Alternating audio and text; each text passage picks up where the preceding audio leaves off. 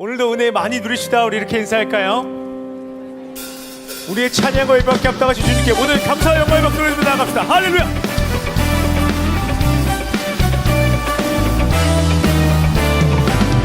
우리의 구주 되신 예수님, 그 예수님 한 분만을 높여 찬양하며 나아갑니다.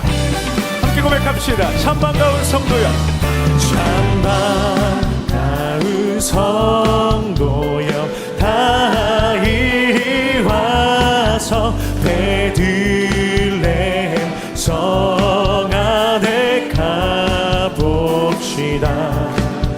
저 그유에 누이신 아기를 보고 엎드려 절하세, 엎드려 절하세, 엎드려 절하세. 그 주 나셨네.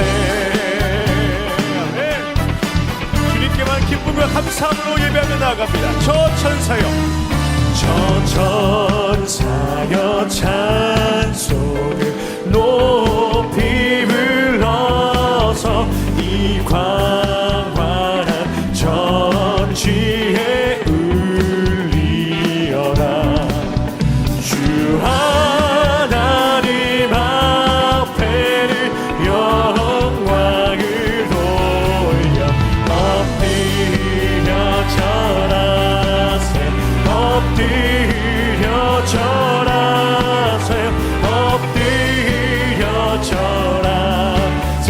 그 주, 이 세상의 주께서, 이 세상의 주께서 탄생할 때에 참 신과 참 사람이 되시려고 저 동정녀 몸에서 나시 엎드려 절하세, 엎드려 절하세, 엎드려 절하세, 엎드려 절하세.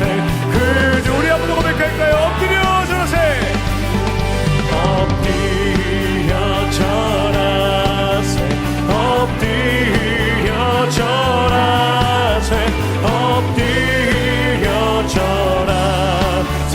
그 주 여호와의 말씀이, 여호와의 말씀이 육신을 입어 날 구원할 구주가 되셨도다. 늘 감사한 찬송을 주 앞에 엎드려 절하세, 엎드려 절하세, 엎드려 절하세, 엎드려 절하세. 그 주 엎드려 절하세, 엎드려 절하세, 엎드려 절하세, 엎드려 절하세. 우리 마지막으로 고백합니다. 엎드려 절하세, 엎드려 절하세, 엎드려 절하세, 엎드려 절하세. 그 주 나셨네. 할렐루야. 우리 계속해서 우리의 꾸준하심을 기다리는 마음으로, 기뻐하는 마음으로, 기대하는 마음으로 우리 구주님 주님만을 높여 찬양하며 나아갑니다. 아멘. 기쁘다 구주 오셨네. 기쁘다 구주 오셨네. 만 백성마다 온 교회여 다 일어나 다 찬양하여라, 다 찬양하여라, 다 찬양하여라.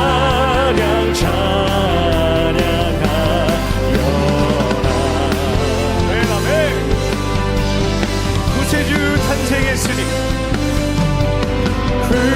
구세주다 새 예수님 다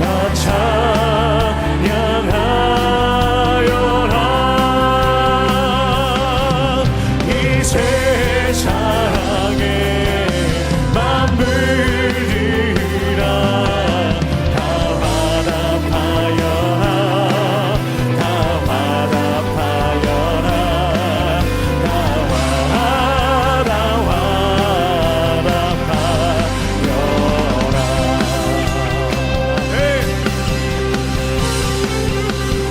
온 세상 죄를 온 세상 죄를 사하려 주의 주 오셨네 죄와 슬픔 죄와 슬픔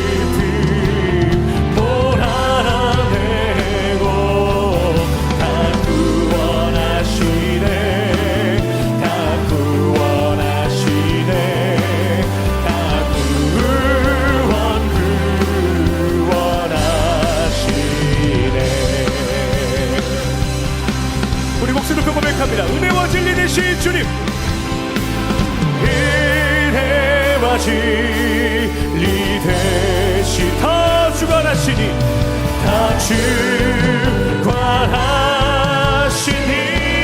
주관하시니 만국 백성 그 주 앞에 다 경배하여라 다 경배하여라 다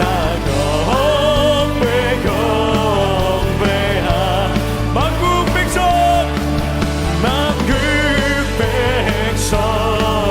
그 주 앞에 다 경배하여라 다 경배하여라 다 경배하여라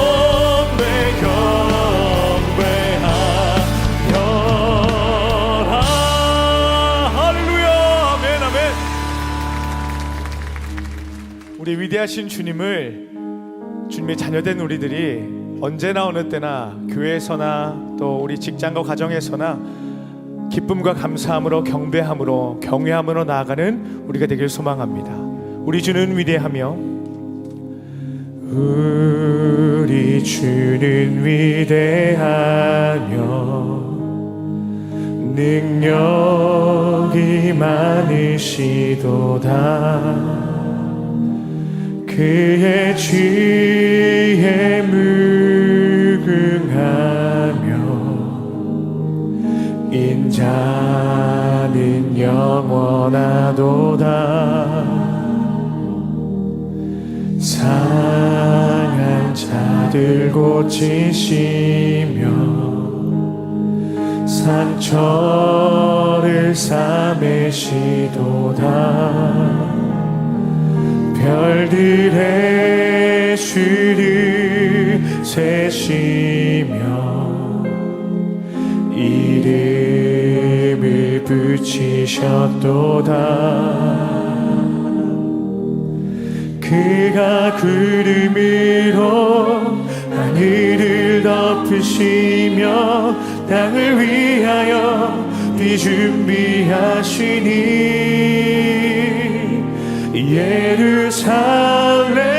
예루살렘아 여호와를 찬송할지어다 내 하나님을 감사함으로 그 앞에 나가며 주임제 앞에 경배해 우리 주는 위대하며 우리 주는 위대하며 능력이 많으심을 믿습니다.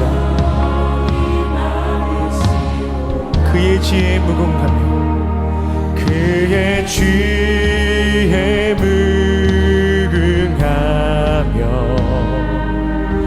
인자는 영원하도다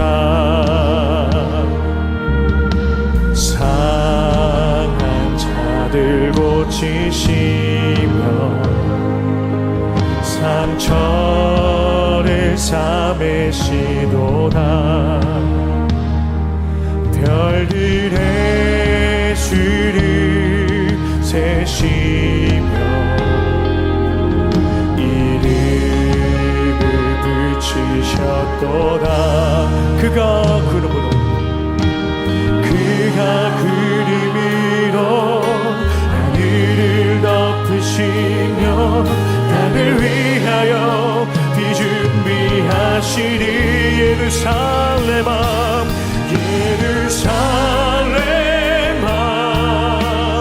여호와를 찬송할지어다.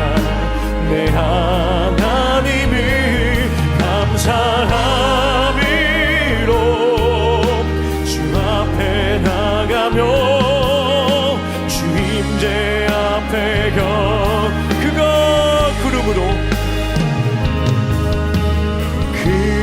구름으로 하늘을 덮으시며 땅을 위하여 비준비하시니.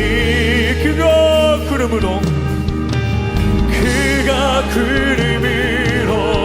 하늘을 덮으시며 땅을 위하여 예루살렘아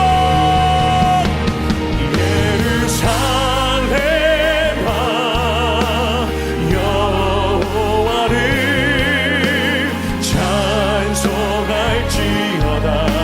내 하나님을 감사함으로 그 앞에 나가며 주 임재 계속해서 고백합니다. 예루살렘아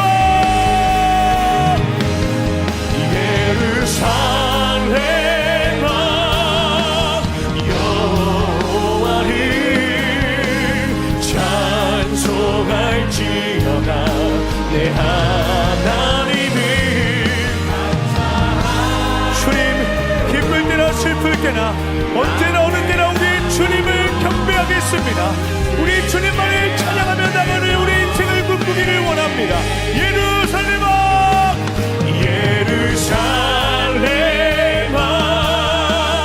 여호와를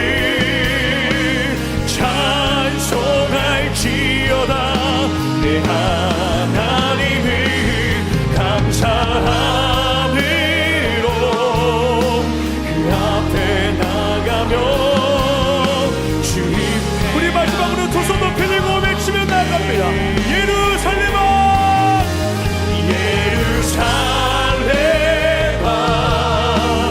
여호와를 찬송하네.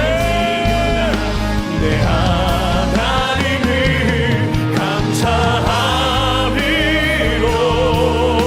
그 앞에 나가며 주 임재 앞에 곁에.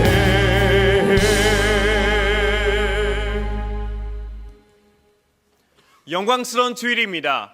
거룩하신 하나님께서 우리를 예배자로 부르셨습니다. 다 같이 자리에서 일어나셔서 사도신경으로 우리의 신앙을 고백하시겠습니다. 함께 고백합니다. 전능하사 천지를 만드신 하나님 아버지를 내가 믿사오며 그 외아들 우리 주 예수 그리스도를 믿사오니 이는 성령으로 잉태하사 동정녀 마리아에게 나시고 본디오 빌라도에게 고난을 받으사 십자가에 못 박혀 죽으시고 장사한 지 4일 만에 죽은 자 가운데서 다시 살아나시며 하늘에 오르사 전능하신 하나님 우편에 앉아 계시다가 산자와 죽은 자를 심판하러 오시리라. 성령을 믿사오며 거룩한 공예와 성도가 서로 교통하는 것과 죄를 사하여 주시는 것과 몸이 다시 사는 것과 영원히 사는 것을 믿사옵나이다. 아멘.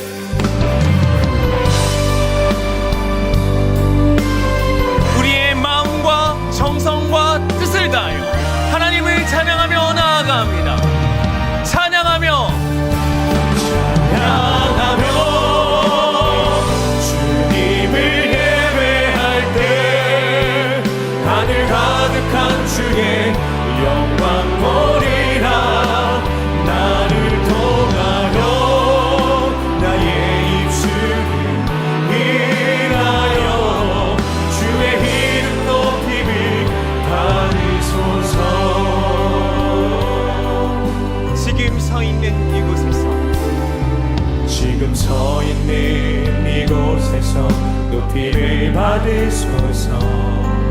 내가 밟는 땅 주님의 땅이니 하늘이 주의 이름 높이 올리며 넓은 바다가 주를 노래해 모든 만물 주를 경배해 모든 만물 주를 경배해 모든 입술 주를 찬양해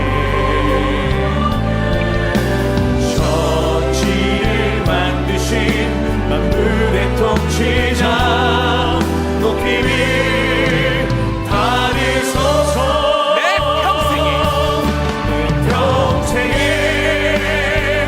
주의 이름 높이며 어느 곳에서든지 주님을 예배하리라 내가 밟는 모든 땅 아버지의 영광이 선포되야 하리 찬양하며 찬양하며 주님을 예배할 때 하늘 가득한 주의 영광 보리라 나를 통하여 나의 입술을 인하여 주의 이름 높이를 다르소서 찬양하며 찬양하며 주님을 예배할 때 하늘 가득한 주의 영광 보리라 나를 통하여 나의 입술을 인하여 주의 이름 높이를 다르소서 이곳에 오셔서 이곳에 오셔서 이곳에 앉으소서 이곳에서 드리는 예배를 받으소서 주님의 이름이 주님의 이름만이 오직 주의 이름만 이곳에 있으리라 이곳에 오셔서 이곳에 앉으소서 이곳에서 드리는 예배를 받으소서 주님의 이름이 주님의 이름만이 오직 주의 이름만 높임을 받으소서 영광 영광 영광 영광 영광 영광 주님께 영광 영광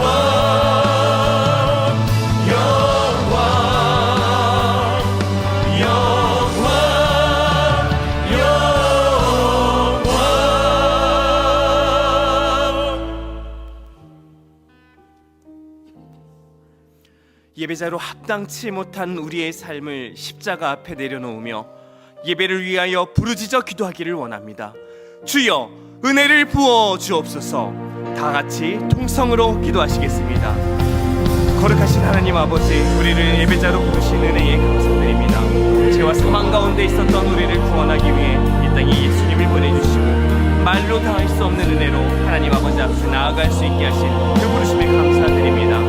여전히 우리 마음에는 죄악을 사랑하는 마음이 가득하지만 우리의 마음을 정결케 하시고 이제는 죄악이 아닌 거룩함을 기뻐하고 즐거워하는 마음을 하나님여 주시옵소서. 오늘 예배가 하나님 앞에 순종하며 엎드려지는 시간 되게 해주시고 우리의 하나님의 소원을 가슴에 품는 시간 되게 하여 주시옵소서. 우리의 겉모습은 날로 새하여지지만 속사람이 날로 강건해지는 역사가 있게 하여 주시옵소서. 이 땅에 오신 예수 그리스도를 기뻐하며 주님 주시는 힘과 위로를 누리는 예배 되게 하여 주시옵소서. 주님을 향한 사랑과 헌신이 더욱 깊어지는 시간 되게 하여 주시옵소서. 말씀 전하시는 목사님을 붙들어 주셔서 날마다 강건하게 지켜주시고 오늘 말씀에 하나님의 권능이 있게 하여 주시옵소서. 듣는 모든 성도들의 마음을 부드럽게 하여 주셔서 말씀이 삶으로 이어지는 은혜가 풍성히 있게 하여 주시옵소서.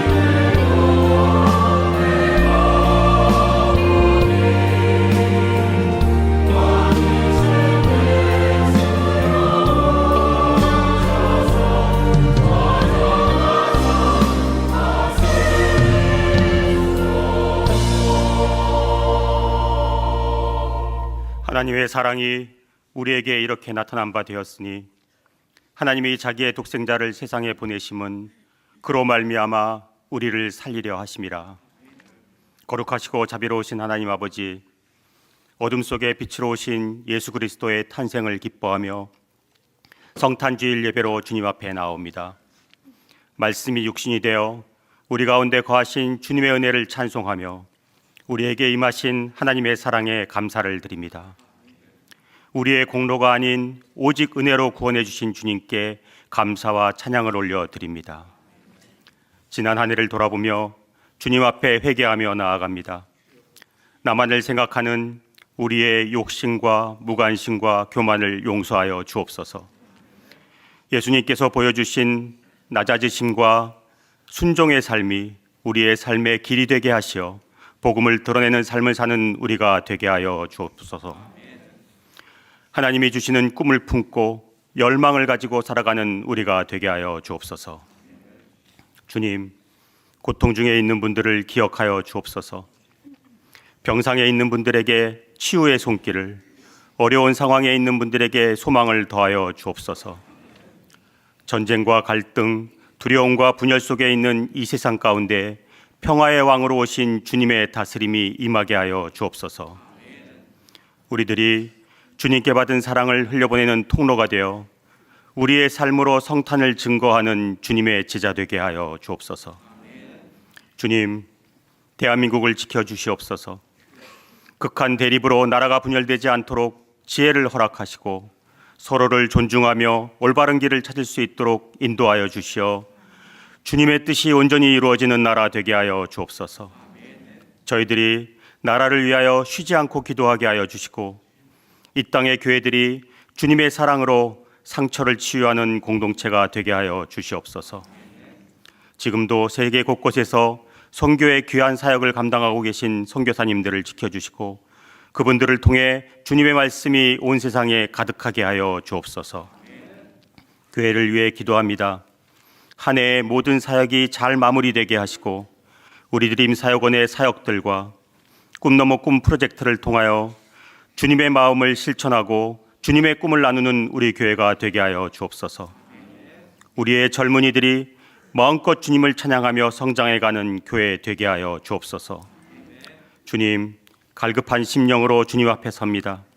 이찬수 담임 목사님을 통해 말씀이 선포될 때 갈급한 우리의 영혼이 말씀으로 채워지게 하시고 성령 충만하게 하옵소서. 찬양대의 찬양을 기쁘게 받아주시고 교회를 섬기시는 모든 봉사자들을 축복하여 주시옵소서. 우리를 구원하시려 이 땅에 오신 우리 주 예수 그리스도의 이름으로 간절히 기도드립니다. 아멘.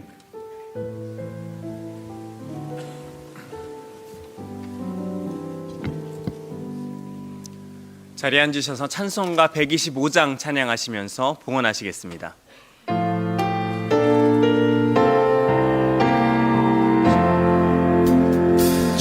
천사들의 노래가 하늘에서 들리니 산과들이 기뻐서 메아리 쳐 흘린다.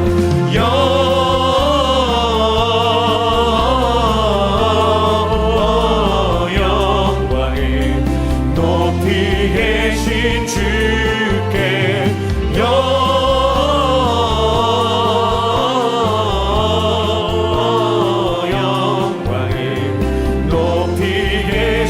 주님께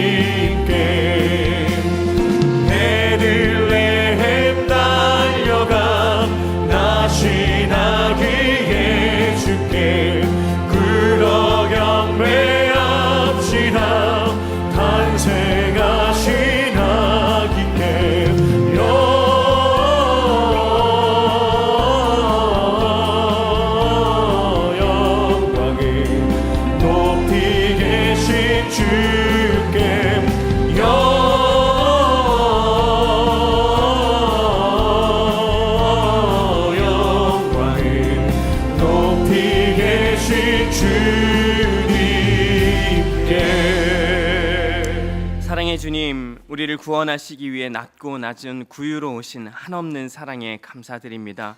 주님 보내주신 사랑에 감사드리는 마음으로 우리의 예물을 주님께 드립니다. 사용되는 곳마다 넘쳐 흘려서 흘려보내는 은혜가 가득할 수 있도록 함께하여 주시옵소서. 예수님 이름으로 기도합니다. 아멘.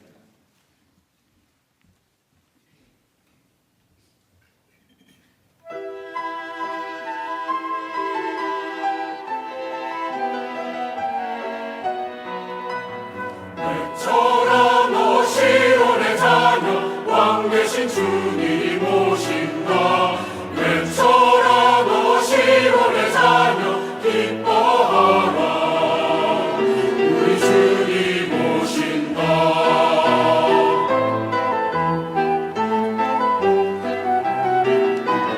외쳐라 시온의 자녀 왕 되신 주님 오신다. 외쳐라 시온의 자녀 기뻐하라. 우리 주님 오신다.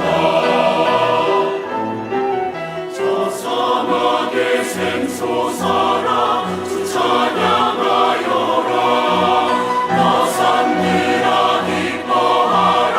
모든 마음을 단호하여라. 외쳐라 너 시온의 자녀 왕 되신 주님 오신다. 외쳐라 너 시온의 자녀 기뻐하라. 우리 주님 오신다. 저 소명은 오게 되리라. 이 멍어리 듣게 되리라. 주의 영광 보리라. 주 영광 보리라. 주 영광 보리라. 영광 나타나리라.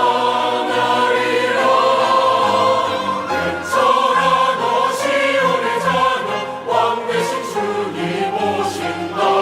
외쳐라 너 시온의 자녀 기뻐하라. 기뻐해 우리 주님 오신다.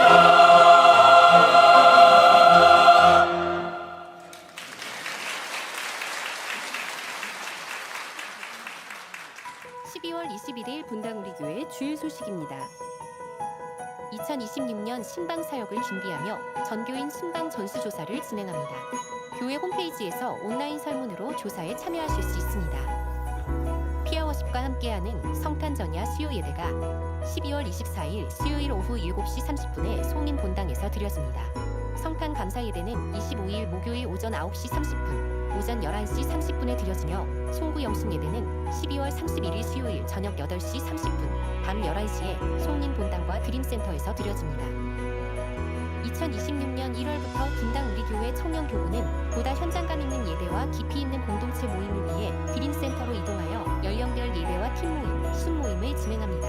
각 부서별 모임 시간과 예배 장소는 규보를 참고하시기 바랍니다. 2026년 주일학교 교사를 모집합니다.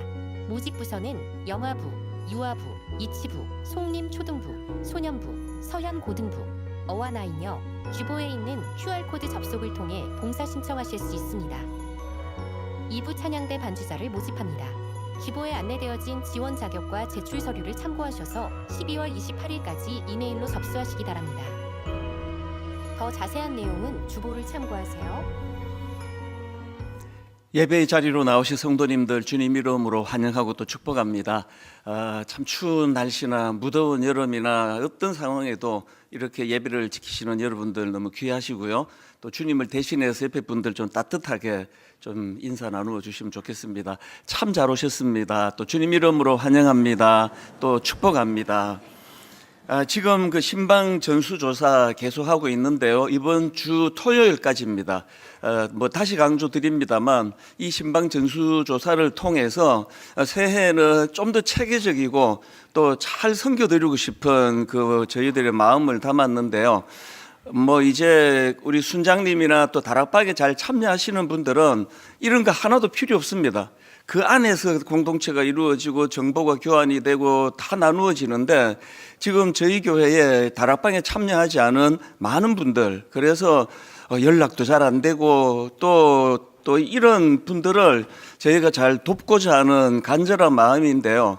좀 성가시더라도 이번 주말까지 아주 간단합니다. 그래서 이제 여러분들이 나는 신방 원하지 않는다, 아무 부담을 드릴 생각이 없고요. 그것 갖고 뭐 여러분 어떻게 하려는 게 아닙니다. 그래서 오히려 여러분의 그 의사를 정확하게 잘 판단하고, 그리고 또 1년에 한 번 정도 전화 통화는 내가 원한다. 그럼 그렇게만 체크해 주시면 됩니다.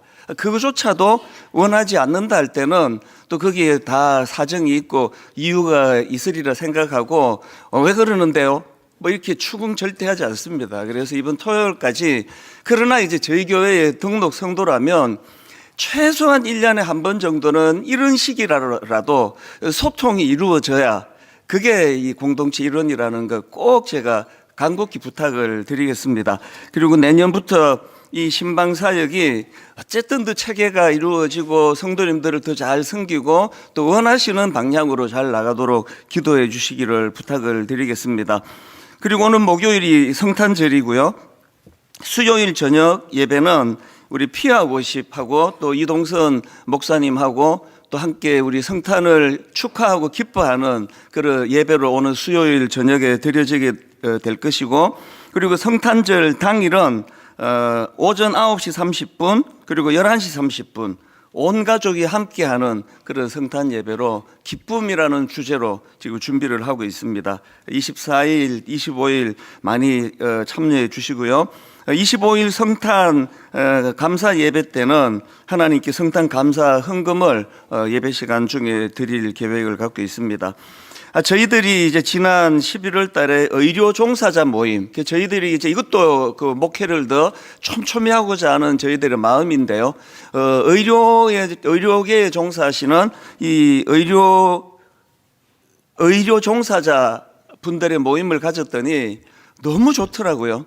그래서 이제 이번 겨울 방학이 되는 1월 17일에는 이제 교사들의 모임을 한번 가져보려고 합니다. 다 모이면 너무 많아지기 때문에 이제 학년 전 유치부, 유치원 또 유아원 쪽에서 섬기시는 분끼리 따로 모임을 가질 거고요.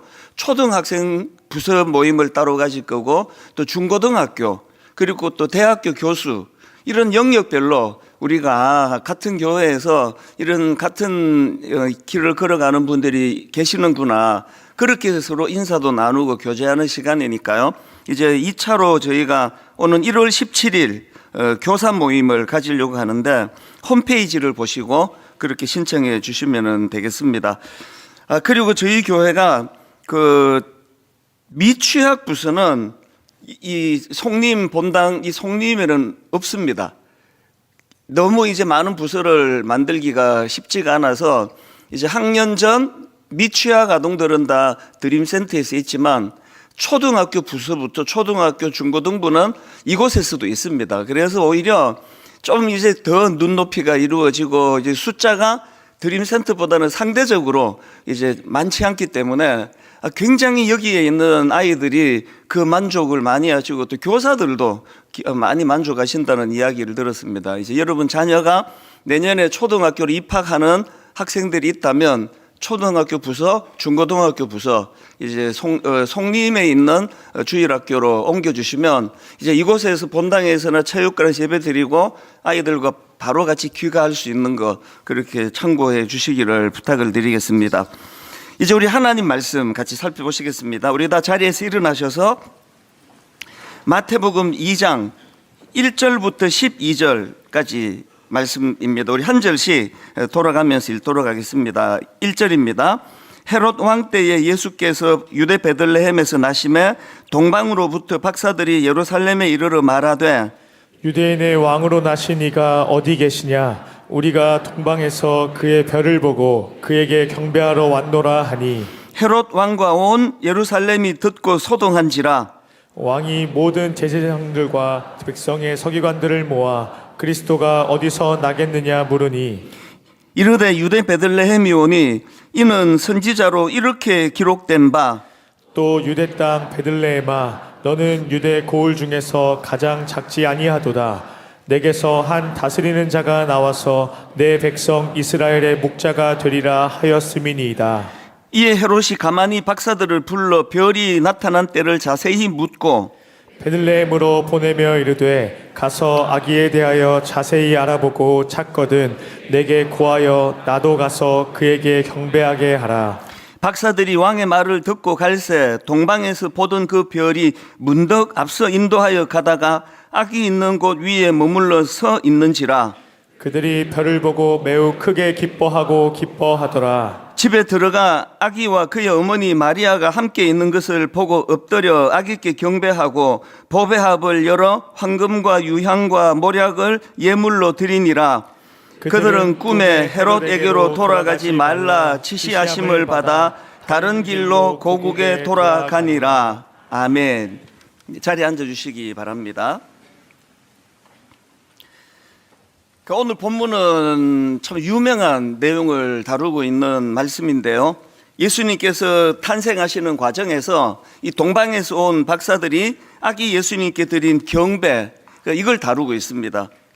그 과정에서 이들이 아기 예수님께 드린 예물, 황금과 유향과 모략, 이건 교회 다니지 않는 사람들도 알 만큼 널리 알려진 그런 장면인데요. 저는 이런 내용을 다루고 있는 오늘 본문을 묵상하다가 그 도종환 시인이 쓴 흔들리지 않고 피는 꽃이 어디 있으랴, 이 제목의 시가 불쑥 떠올라졌습니다. 아니, 오늘 이 동방 박사들이 아기 예수님께 경배하는 것하고 흔들리지 않고 피는 꽃이 어디 있으랴가 무슨 연관이 있지? 이런 생각을 하실 수 있지만 사실은요, 오늘 본문의 시작은 동방에서 온 박사들 입장에서 엄청난 혼란과 위기로 시작되는 말씀입니다. 자, 1절을 한번 보십시오. 1절과 2절입니다. 세 번역입니다. 헤롯 왕 때에 예수께서 유대 베들레헴에서 나셨다. 나신 곳은 지금 베들레헴입니다. 예수께서 유대 베들레헴에서 나셨다. 그런데 동방으로부터 박사들이 예루살렘에 와서 지금 엉뚱한 곳을 찾아가가지고 헤매고 있는 거거든요. 그리고는 2절 말하였다. 유대인의 왕으로 나시니가 어디에 계십니까? 우리가 동방에서 그의 별을 보고 그에게 경배하러 왔습니다. 지금 그들은 아기 예수님께 경배를 드리려고 그 먼 길을 지금 고생하면서 왔는데 길을 잃어버렸습니다. 혼미해졌습니다. 그 엉뚱한 곳에서 지금 헤매고 있는 그런 내용이 오늘 본문의 시작이고요. 더군다나 이 동방에서 온 박사들의 실수로 말미암아 헤롯 왕의 분노, 불안 이걸 야기시켜 가지고 아무 죄도 없는 어린 아기들이 목숨을 잃는 끔찍한 비극이 일어났거든요. 이 부분에 대해서는 이제 제가 다시 다루려고 준비를 하고 있는데, 어쨌든 즉 그들은 매우 난감한 상황에 놓여 있는 그런 상황입니다. 그랬는데 오늘 본문 10절에 보면은 그렇게 위기에 빠진 동방 박사들에게 반전이 일어났음을 알 수 있는데요. 10절을 한번 보십시오. 그들이 별을 보고 매우 크게 기뻐하더라. 여러분, 여기서 가진 그들의 기쁨은요, 아기 예수님을 만나는 목적을 이루어서가 아니에요. 여기에서 그들의 기쁨은 아직 아기 예수님을 만나기 이전인데 왜 매우 크게 기뻐할 수 있었느냐 하니까, 지금 엉뚱한 곳에서 길을 잃고 헤매고 자기들은 뭐 부지불식간이지만 결과적으로 끔찍한 이런 유아들이 살해되는 이런 아픔을 만드는 그런 엉뚱한 자리를 헤맸던 그들이 이제 자기 자리를 찾아가는 기쁨입니다. 그들이 별을 보고 매우 기뻐하고 크게 기뻐하더라.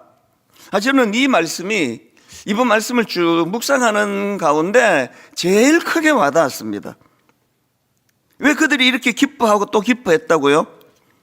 하나님의 인도하심을 잃어버렸던 그 막막한 시간을 끝내고 다시 별을 마주했을 때, 다시 인도하심을 받게 됐을 때, 그것이 그들에게 엄청난 기쁨으로 찾아왔더라는 거거든요.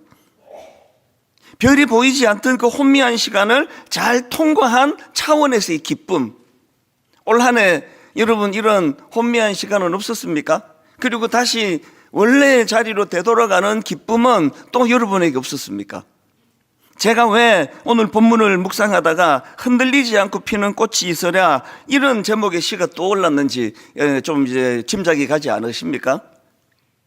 이 시를 제 목소리로는 이렇게 시심을 담아서 잘 읽기가 어려운데 그래도 제가 읽어드리겠습니다. 흔들리지 않고 피는 꽃이 어디 있으랴. 이 세상 그 어떤 아름다운 꽃들도 다 흔들리며 피었나니, 흔들리며 줄기를 곧게 세웠나니, 흔들리지 않고 가는 사랑이 어디 있으랴. 젖지 않고 피는 꽃이 어디 있으랴. 이 세상 그 어떤 빛나는 꽃들도 다 젖으며 피었나니, 바람과 비에 젖으며 꽃잎 따뜻하게 피웠나니, 흔들리고 젖지 않고 가는 삶이 어디 있으랴.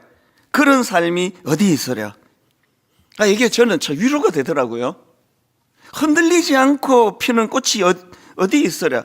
흔들리지 않고 괴로움과 고통과 고뇌로 베개 머리맡을 눈물로 보내는 삶을 한 번도 안 겪어본 인생이 어디 있으랴. 잘하고자 했는데 그 결과가 전혀 의도치 않게 그 어린 죄 없는 영아들이 살해당하는 이런 결과가 일어나는 이런 일들을, 이런 크고 작은 아픔을 겪어보지 않은 사람이 어디 있으랴. 목회하는 입장에서 저희 지난 시간을 쭉 돌아보면은 아무도 모르는, 심지어는 아내에게조차도 걱정할까봐 말하지 못하는 많은 흔들리는 그 순간들을 겪고 이기고 또 여전히 인내하고 그러면서 살아가는 게 그게 인생이거든요. 예전에 제가 그 초등학교 2학년 애가 썼다는 그 시를 한번 소개해 드린 적이 있는데 그 내용이 지금 갑자기 불쑥 떠오르네요. 강아지가 있어서 좋다. 얘는 나한테 기쁨을 주니까. 뭐 냉장고가 있어서 좋다. 이건 내게 뭐 음식을 제공해 주니까. 또 뭐 엄마가 있어서 좋다. 어쩌고 저쩌고. 아빠는 왜 있지? 초등학교 2학년 아이는 그 시간에 아빠가 자기를 위하여 냉장고 역할도 안 하고 강아지 역할도 안 하고 엄마 역할도 안 해서 눈에 보이지 않지만 그 시간에 그 아빠는 그 아이가 그렇게 기뻐 노래할 수 있도록 울타리가 되어주고 있다는 걸 모르는 거거든요. 그래서 우리 아빠들이, 남편들이 사실은 그거 아시죠? 이 여성이 남성의 돕는 배필로 지어졌다는 거예요. 누가 더 강한 겁니까? 강한 사람이 약한 사람을 돕는 거 아닙니까? 여성이 약하다고요? 저는 그렇게 생각하지 않습니다. 남성보다 훨씬 강해요. 훨씬 견고해요. 그 약하디 약한 우리 이 아버지들이 또 약하디 약한 그 여린 마음을 가지고 우리 남편들이 이 가정을 지키려고 수고하고 애쓸 때 저도 그렇고요. 수많은 남편들이 집에 가서 진짜 어려운 얘기는 안 합니다. 너 하나 힘들면 됐지. 이걸 뭐하러 아내까지 힘들게 하느냐. 아이들에 대해서는 더 말할 것도 없잖아요. 그러나 많이 흔들려요. 많이 흔들려서 집에 와갖고 이유도 없이 갑자기 짜증을 내고 뭐 이러는 건 그 흔들리고 있기 때문이거든요. 아내들도 어머니들도 마찬가지 아닙니까? 요즘에 뭐 애들이 너무 똑똑해가지고 이거 뭐 애 하나 키우면 옛날에 한 5, 6 키운 것 같아요.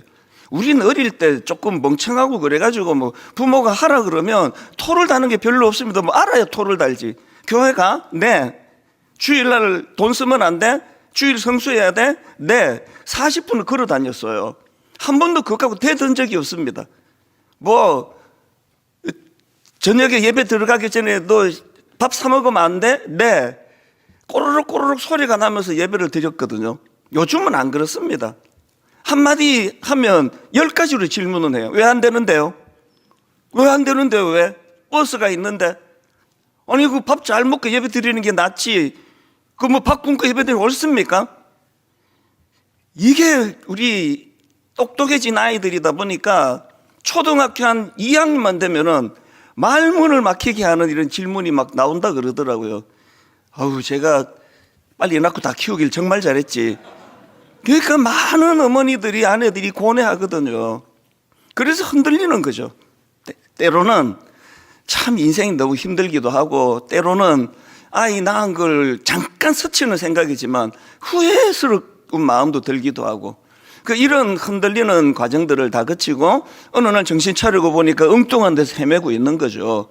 지금 예수님이 나신 곳하고 전혀 상관없는 곳에서 헤매고 있는 이 동방에서 온 박사들처럼요. 성경 인물은 안 그렇습니까?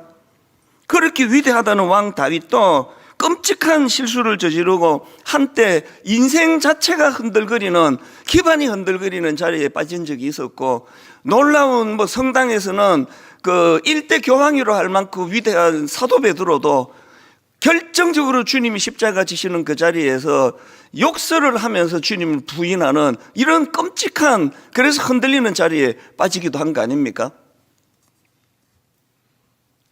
우리가 존경에 맞이하는 사도 바울은 어떻습니까? 주님을 만나기 전에 그 인생 자체가 흔들리는 인생인데 자기만 몰랐어요. 자기만 경고한 것처럼. 온 그런 바르게 살아가는 사람들을 대적하던 그런 흔들리던 바울이었는데, 그들이 결국은 공통점이 뭐죠? 별을 보고 크게 기뻐하고 기뻐하더라. 궤도를 찾은 기쁨. 이게 신앙생활입니다. 죽어서 천국 가시는 건 그 다음 문제고요. 매주일마다 다시 잃어버린 별을 찾게 해주시는 주님의 인도하심으로 크게 기뻐하고 기뻐하는 게 이게 신앙생활입니다. 한 해를 돌아보시면서 인생이 흔들리고 가정이 흔들리고 내 존재가 흔들리고 우울하고 많은 순간들이 있으실 거예요. 그러면 이 시 제목만 저는 떠올려도 그렇게 은혜가 되더라고요. 흔들리지 않고 피는 꽃이 어디 있으랴. 왜 그렇게 갈등이 심한가 하면 온 세상에 나만 불행한 줄 알아요. 천만의 말씀이에요. 목회를 해서 좋은 게요, 특히 분당 우리 교회처럼 큰 교회를 목회해서 좋은 건 수많은 사례, 수많은 인생을 제가 접한다는 거거든요. 어떤 경우도 흔들리지 않고 피는 인생은 없습니다. 문제는 회복력이에요. 다윗처럼, 베드로처럼 어떻게 내가 다시 일어나느냐. 이런 차원에서 한 해를 마무리하는 이 시점에서 여러분 스스로를 점검하셔야 됩니다. 지금 여러분은 동방 박사처럼 길을 잃은 상태 아닙니까? 그걸 길을 잃었다고 알면 누가 길을 잃었냐고요. 여기가 예수님이 오시는 줄 알고 갔는데. 그래서 여러분 지금 동방 박사처럼 길을 잃은 상태이기 때문에 어디가 흔들리고 있습니까? 베드로처럼 부끄러움에 묶여 있습니까? 다윗처럼 죄책감에 빠져 있습니까? 어떤 경우입니까? 그럼에도 불구하고, 어떤 상황임에도 불구하고 그 흔들림 속에서 나는 회복을 원합니다, 이렇게 꿈을 꾸신다면 오늘 말씀에 집중하셔야 됩니다. 오늘 여러분 이 말씀 가운데 우리는 어쩔 수 없습니다. 흔들릴 수밖에 없는 인생이에요. 그 설교하는 목사라고 그 문제가 다 해결이 됐기 때문에 서는 게 아니에요.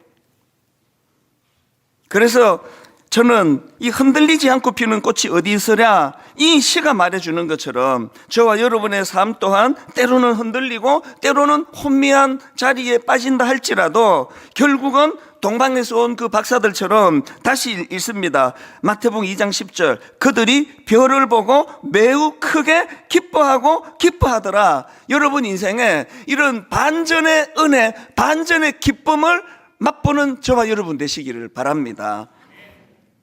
이런 점에서 우리는요, 우리 인생이 흔들릴 때마다 흔들려도 흔들리지 않는 삶. 오늘 설교 제목을 참 제가 잘 잡은 것 같아요. 흔들려도 흔들리지 않는 인생, 흔들리는데 흔들리지 않는 삶.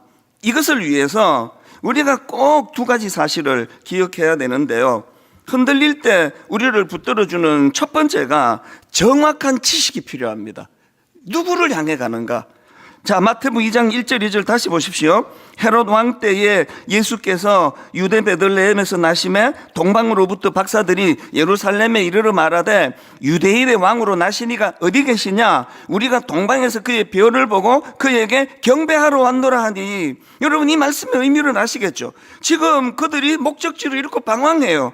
그런데 그 여정을 결코 포기할 수 없는 거는 그들이 지금 호기심으로 온 게 아니에요. 관광으로 온 게 아니에요. 그들이 인식하고 있는 정확한 지식, 한 아이가 뭐 이쁘게 생긴 아이가 와서 이렇게 구경 가는 게 아니라 왕으로 오신 그분, 유대인을 왕으로 나신 그분을 내가 우리들이 만나 경배해야 된다고 하는 정확한 지식이 있었기 때문에 포기할 수가 없는 거죠. 그래서 비록 예루살렘이라는 엉뚱한 장소로 가는 실수를 저질렀고 그로 인해서 길을 잃어버린 상태라 하지만 절대로 그것을 포기할 수 없는 건 정확한 지식이 있었다는 겁니다. 호세아서 4장에 보면은요, 내 백성이 지식이 없어서 망하는도다 그렇게 탄식하는데 오늘 본문의 동방에서 박사는 반대예요. 오히려 그들은 흔들리는 삶 가운데서도 그들이 가지고 있던 정확한 지식, 이게 흔들리는 삶에서 그들을 지켜내는 힘이 됐다는 거거든요. 여러분 오늘 본문 9절과 10절을 보십시오. 박사들이 왕의 말을 듣고 갈새 동방에서 보던 그 별이 문득 앞서 인도하여 가다가, 자 여기서 한번 보세요. 2절에 보면은요, 별을 보고 찾아왔다 이런 표현을 써요. 내가 별을 보고 찾아왔다. 여기서 지금 이게 능동적인 표현 아닙니까? 내가 별을 보고 찾아왔다. 그런데 구절을 다시 보세요. 박사들이 왕의 말을 듣고 갈새 동방에서 보던 그 별이 문득 앞서 인도하여 가다가, 지금 그 별이 인도하여 가다가라는 수동적인 태도를 여기다 기록하거든요. 이게 신앙의 결정적인 포인트입니다. 이 미묘한 차이예요. 하나님 인도하심을 경험한 그들 내면의 기쁨은 어디에서 나오느냐? 내가 찾아가던 인생에서 나를 인도해 주시는 그분의 인도하심을 경험하는 인생으로 바뀌어지는 거, 이게 기쁨을 가져다 주는 원동력이라는 겁니다. 내가 보는 거하고 인도함을 받는 건 다른 이야기 아닙니까? 저는 여러분에게 한 해를 마무리하면서 진지하게 질문을 드립니다. 여러분에게는 인도해 주는 별이 있습니까? 그리고 그 인도해 주는 별을 주관하시는 내 인생의 왕이 좌정하고 계십니까? 혼미하다가 그분이 인도하시는 별을 보면서 항상 제자리를 찾아가는 것. 오늘 이 시간에는 별이 설교예요, 설교. 일주일 동안 준비한 저의 말씀을 통해서 제가 여러분의 목적지가 아니라 저는 달을 가리키는 손가락에 불과하다, 그런 말을 여러 번 드렸잖아요. 지금 이 시간이 말씀을 통하여 별을 찾게 만드시는 하나님의 배려의 시간이거든요. 여러분 그 왕의 인도하심을 누리고 있습니까?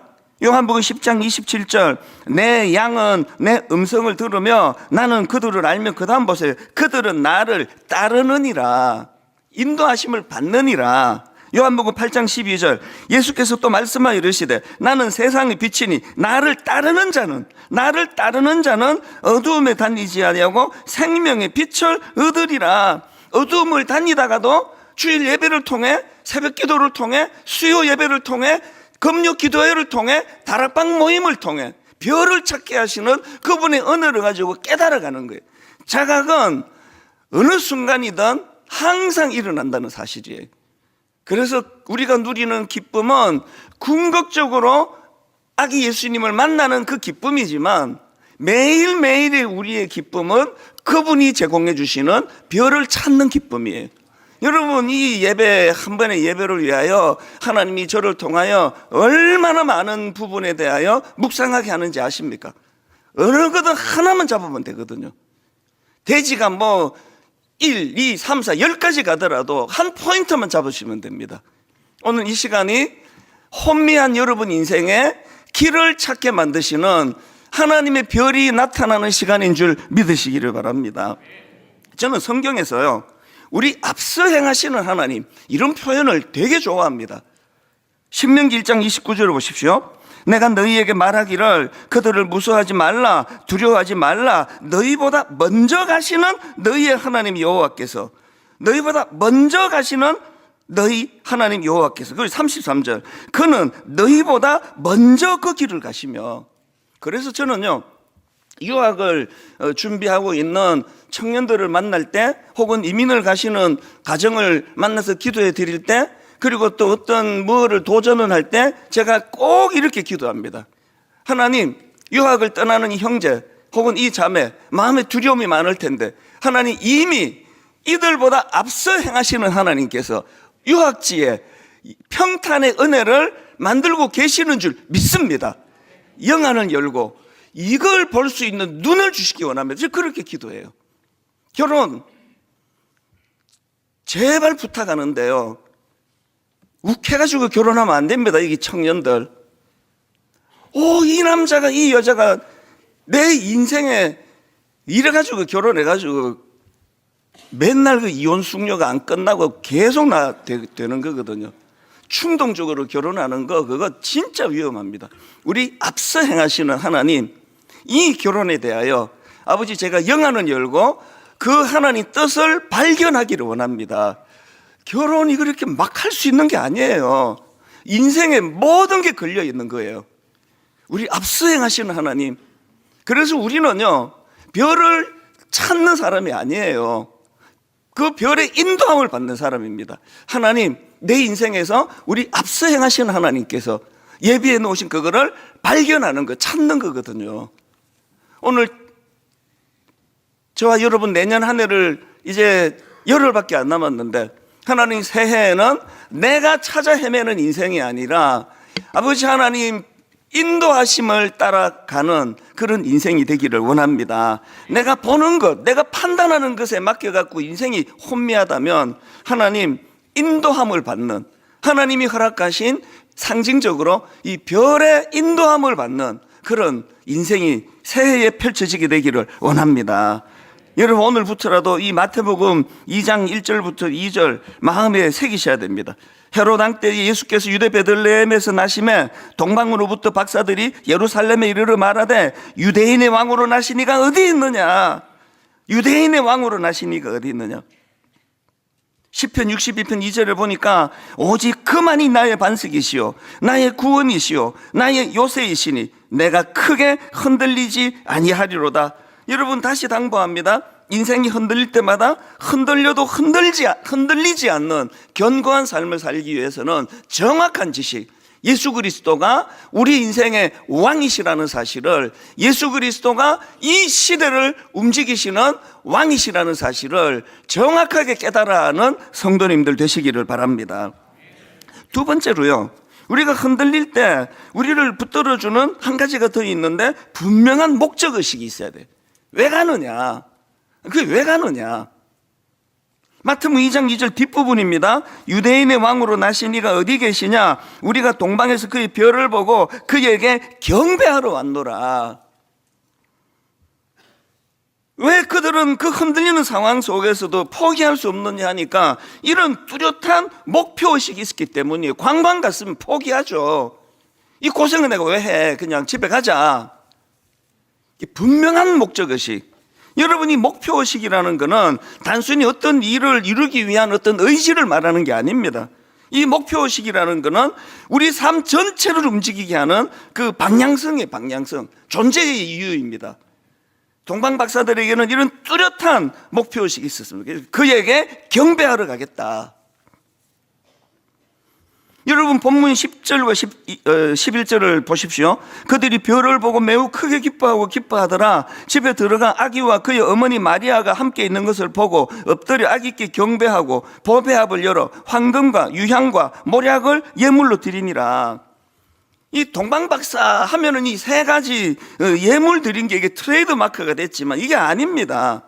그들은요, 겉으로 보여지는 엄청난 가치를 가진 그 세 가지 황금, 유향, 모략을 예물로 드렸지만 사실은 그들이 드린 건 이런 것들로는 환산이 되지 않는 엄청난 가치, 정성을 드린 거거든요.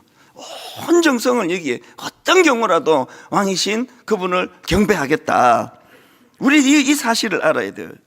그래서 우리가 하나님 앞에서 우리가 가지고 있는 내 인생은 이런 주님을 경배하기 위하여. 그래서 우리는 항상 우리 인생의 목적은 하나님을 기쁘시게 하는 거, 하나님께 예배, 하나님 영화롭게 하는 거, 그거예요. 가끔씩 이런 일을 겪는데요, 제 머리로는 이해가 안 되는 일을 하는 분이 계세요. 최근에도요, 어떤 분이 만나서, 근데 저는 이분을 모르는 분이에요. 1억 원을 갖고 오셨더라고요. 목사님, 묻지도 따지지도 말고 목사님이 선하다 생각하는 그곳에 이거를 쓰십시오. 그래서 제가 어떤 방향으로라도 말씀을 주시면 제가 그 맞추어 드리겠습니다. 묻지 마시라는 거예요. 그리고는 1억 원을 주고 가셨어요. 이게 되게 황당하잖아요. 이게 1억 원이 이게 큰 돈이잖아요. 그거를 갖고는 이제 고민에 빠졌죠. 묻지도 말고 따지지도 말고 보고도 하지 말고 교회에다가 연락도 하지 말고 그냥 목사님이 알아서 쓰시래요. 그래서 이걸 가지고 지금 몇 주째 지금 고민하고 있습니다. 우리 드림 사역원과 의논하고 이거를 가지고 가장 적절하게 쓸 수 있는 걸 지금 계속 상의해 가고 있거든요. 이게 왜 이런 일이 가능합니까? 가평 우리 마을이 시작이 됐을 때, 시작되기 전에 건물을 짓고 있을 때 미국에서 어떤 교포분이 상상하기 어려운 큰 금액을 갖고 오셔가지고 가평 우리 마을을 위해 쓰셔라. 자기는 그 미국 들어가는데, 아니 미국에 계시는 분이 가평의 건물을 위하여 왜 이런 엄청난 수억 원의 금액을 왜 이거를 주고 가시느냐고요. 한 번은요, 어떤 할머니 두 분이 오셨어요. 제 기억으로 그때 5,000불인가를 할머니가 권사님이 헌금을 하시고 이제 기도해드리고 나가시면서 따라온 친구분이 이렇게 말씀하시더라고요. 목사님, 이 돈이 어떤 돈인지 압니까?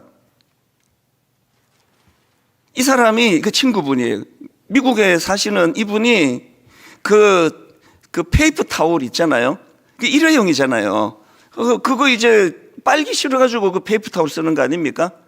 이 사람이 페이퍼 타올을 말려서 쓰고 닳을 때까지 페이퍼 타올을 말려서 쓰는 그렇게 아낀 돈으로 이거를 지금 갖고 온 거라고. 이게 이해가 되느냐고요. 아니 가평 우리 마을하고 이 할머니하고 무슨 상관이 있길래. 황금과 유황과 모략이 그게 대단한 게 아니라 그 하나님 앞에 무엇이라도 내 인생의 목표, 목적, 그분이 왕이시기 때문에 그분이 기뻐하는 일, 약자들을 돕는 거.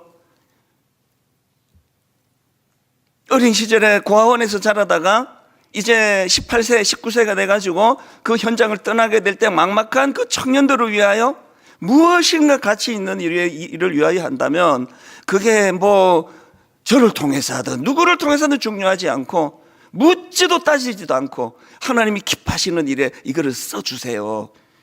그게 너무나 저를 뜨겁게 만드는 거거든요. 여러분, 누가복음 21장 1절부터 3절, 예수께서 눈을 들어 부자들이 헌금함에 헌금 넣는 것을 보시고 또 어떤 가난한 과부가 2렙돈 넣는 것을 보시고 이르시되 내가 참으로 너희에게 말하노니 이 가난한 과부가 다른 모든 사람보다 많이 넣었도다. 우리 교회가 초기부터 예배 시간에 헌금 주머니 안 돌리는 거, 헌금 명단 발표하지 않는 거, 그리고 임직 갈 때 장로님은 뭐 1,000만 원, 예를 들면 뭐 권사님은 뭐 500만 원, 뭐 이런 식으로 하지 않는 거. 저는 항상 그 부탁을 해요. 하나님 앞에 직분을 받는 감격이 있으시면, 그런데 경제적으로 어려우시면 10,000원만 하시면 됩니다. 1,000원만 하시면 됩니다.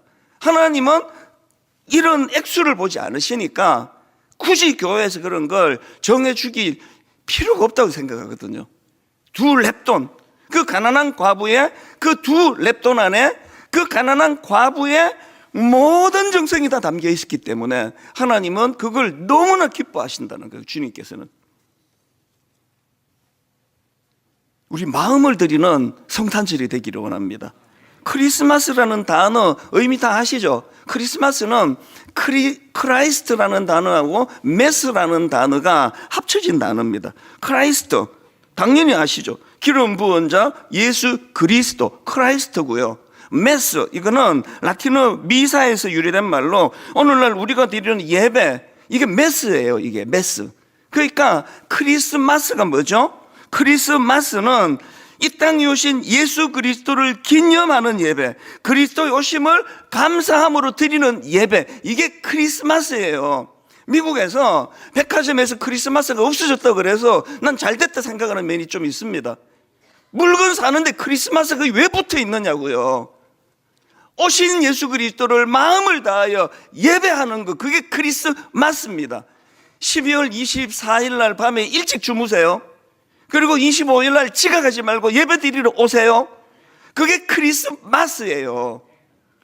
왜 크리스마스 때 이렇게 선물을 주고받는 걸 좋아하는지 모르겠습니다. 여러분 아들이 그날 태어났습니까? 생일 선물 다 이미 줬잖아요.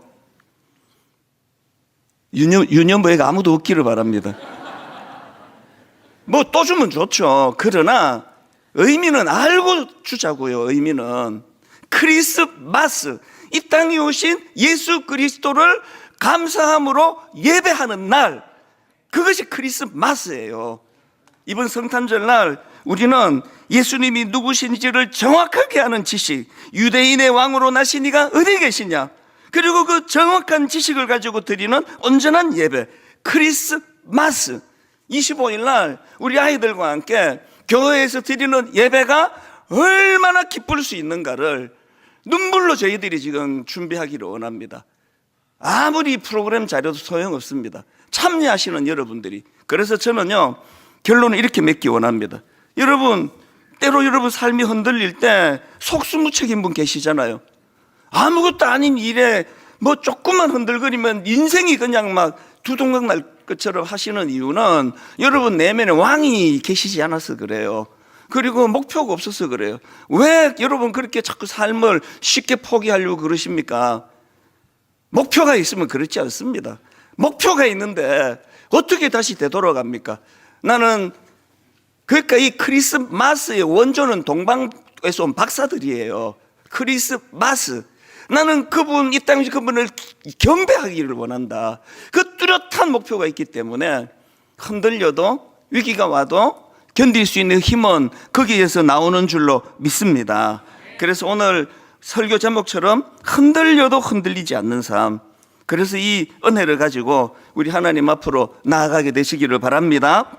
우리 성탄절 찬양이 많지가 않고요. 거의 이상하게 8분의 6박자, 4분의 3박자 이래가지고 회중이 같이 부르기에는 좀 애로가 있는데, 무조건 오늘은 제가 이 성탄 크리스마스 찬양을 하나님께 드려야 되겠다, 그렇게 생각을 했는데 찬송가 112장입니다. 여러분 여기에 한번 가사를 조용히 묵상을 하시고 하나님 앞에 은혜를 구하면서 우리 이 찬양을 같이 불러드리기 원합니다.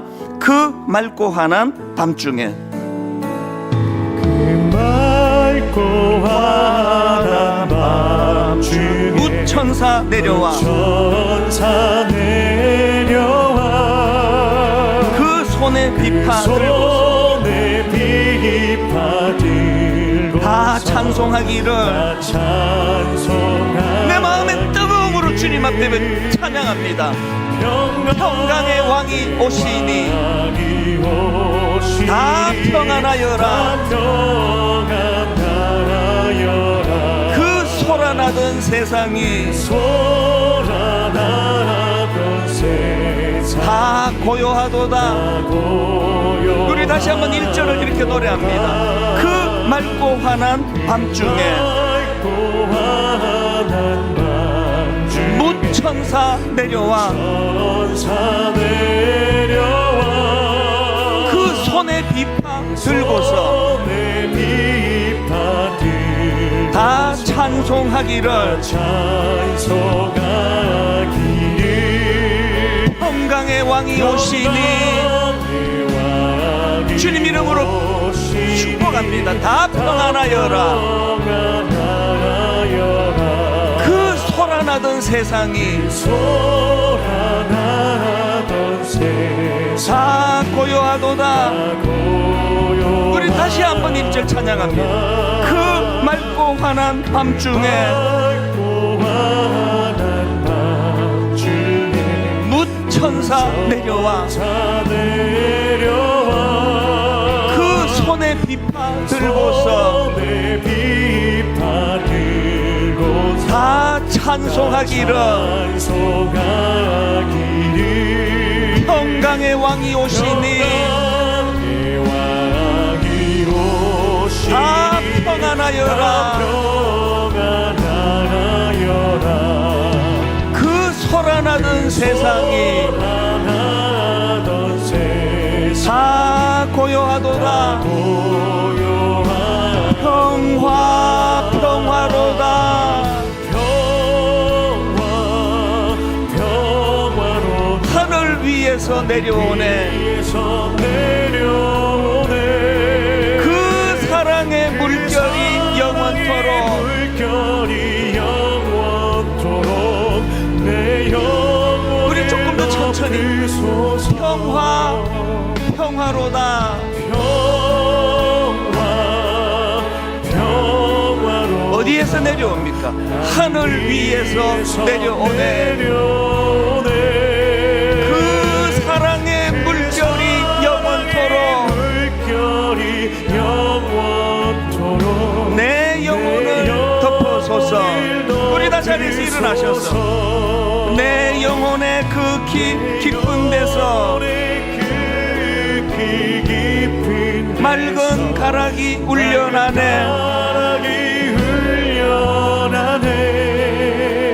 하늘 곡조가 언제나 흘러나와 내 영혼을 보이산에 흔들리던 인생들 하나님의 은혜가 임하기 원합니다. 평화로다. 하나님이 주시는 평화 하늘 위에서 내려오네. 그 사랑의 물결이 영원토록 내 영혼을 덮어소서. 오늘 주신 말씀 기억하면서 하나님 참 지난 한 해 돌아보니 정말 흔들렸던 순간이 많았음을 고백합니다. 참 하나님 어떻게 해야 될지 베개 머리맡을 눈물로 적실 때도 있었고 아무리 잠을 자려고 애를 쓰는데 이 걱정 근심이 나를 뒤덮으니 도대체 잠을 이룰 수 없었던 순간들도 많았습니다. 그런데 하나님 흔들리지 않고 피는 꽃이 어디 있으랴. 흔들리지 않고 피는 꽃이 없는 것처럼 흔들리지 않는 인생이 어디 있으랴. 문제는 다윗처럼 혼미한 상태에 빠지고 베드로처럼 그 끔찍한 실수로 말미암아 죄책감에 빠지는 그 수많은 상황 속에서도 그럼에도 포기하지 아니하시는 그 주님으로 말미암아 하나님 이번 성탄절에는 정말 크게 기뻐하기를 원합니다. 그들이 별을 보고 매우 크게 기뻐하더라. 하나님 우리 가정이 다시 한번 흔들림 없는 가정, 흔들려도 흔들리지 않는 가정이 되도록 우리 자녀와 우리 부부와 우리 부모님들을 인도하여 주시옵소서. 우리 한 목소리로 합심하여 같이 기도하시겠습니다. 하나님 아버지 살아계신 주님, 오늘 주신 말씀을 마음에 담고 은혜를 구하며 나아갑니다. 그 예수님으로 인하여서 하나님 아버지, 크게 기뻐하고 나그네 인생 길 그런 가운데 인생을 꿈꾸며 나아가시는 하나님 아버지 우리의 흔들리지 가족이 될 수 않는 있도록 꽃이 우리 교회가 될 수 있도록 흔들리지 않는 인생이 없습니다. 아버지, 하나님 우리들 삶 흔들리지 않는 가운데 그 하나님의 인생과 삶을 인도하심을 꿈꾸며 아버지 나아가길 맛보며 원합니다. 우리 가운데, 나아가기를 우리 원합니다. 마음 가운데 우리 신앙의 주님 여정 가운데 우리를 인도하여 정확한 주시옵소서. 계신 그 예수, 살아계신 우리가 하나님 누구를 향해 그 걸어가고 하나님의 있는지, 인도하심을 우리가 누구를 받으며 바라보며 나아가기를 가고 있는지 날마다 원하오니 자각하고 주님 깨닫는 은혜를 넣어 도와주시옵소서. 주시옵시고 분명한 우리들의 이 땅 가운데 10년 가운데 목적의식 살아계신 하나님 아버지를 경험하며 맛보며 나아가기를 원하오니 주님 인도하여 주시옵소서. 우리 교회 우리 살아계신 가족과 하나님 우리 아버지, 자녀와 아버지 우리 부모님 모두가 우리들의 될수 삶 있도록 가운데 주여 인도하여 살아계신 주시옵소서. 하나님 아버지를 수많은 바라보며 풍파 가운데서도 하나님 아버지 흔들려도 그분의 흔들리지 않는 인도하심을 그 삶을 받으며 꿈꾸기를 나아가기를 원합니다. 원합니다. 우리가 붙잡을 수 하나님 있는 그 아버지 예수 그리스도, 오늘 하나님 그 은혜를 예수님을 우리에게 날마다 허락하여 붙잡으며 나아갈 때, 주신다면 주님의 그 정확한 말씀만을 지식을 가지고 붙들며 나아갈 때 정확한 우리는 삶의 목표를 향하여 그렇게 나아가도록 주님 인도하여 주시옵소서. 하여 주시옵시고 주님만을 바라보며 나아갈 수 있는 진정한 예배할 수 있도록. 헤롯 왕 때에 예수께서 유대 베들레헴에서 나심에 동방으로부터 박사들이 예루살렘에 이르러 말하되 유대인의 왕으로 나시니가 어디 계시냐? 우리가 동방에서 그의 별을 보고 그에게 경배하러 왔노라. 하나님, 흔들리기 쉬운 인생입니다. 지난 한 해 참 아내에게도 남편에게도 말할 수 없었던 흔들리는 어떤 일들을 만나서 눈물 짓던 순간이 많았습니다. 그런데 하나님, 흔들리지 않고 피는 꽃이 없듯이 흔들리지 않고 이런 아픔을 겪지 않고 살아가는 인생이 없다고 한다면 문제는 하나님 회복력인 줄 믿습니다. 이것들을 잘 회복할 수 있도록 인도하여 주시고, 하나님, 우리가 잠시 목적지를 잃고 방황한다 할지라도 유대인의 왕으로 나신 그분을 정확하게 하는 지식을 가지고 그의 별을 보고 그에게 경배하러 왔노라, 뚜렷한 목표를 가지고 그렇게 흔들림 없는 삶을 살아가게 하여 주시옵소서. 아버지, 12월 25일 오는 목요일은 크리스마스입니다. 이 땅에 오신 예수 그리스도 그분을 예배하는 날입니다. 그분께 마음을 드리는 아름다운 예배가 아버지 그날 아침 주님 앞에 올려 드려지도록 준비된 예배자들이 모인 예배가 되도록 인도하여 주시옵소서.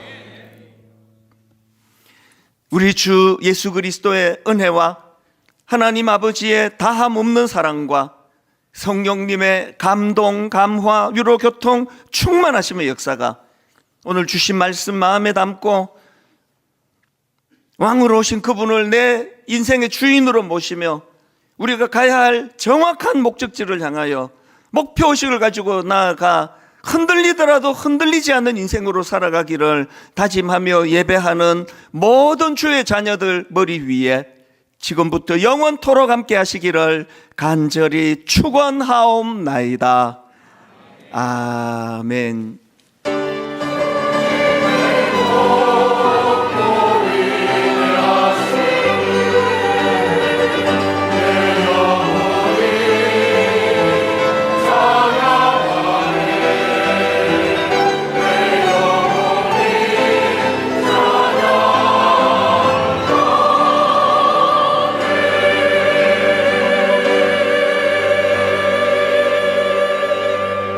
예수님으로 크게 기뻐하고 기뻐하는 한 주가 되길 소망하며 찬양하며 나가시겠습니다. 그 맑고 환한 밤 중에 무천사 내려와 그 손에 비파 들고서 다 찬송하기를 평강의 왕이 오시니 다 평안하여라. 그 손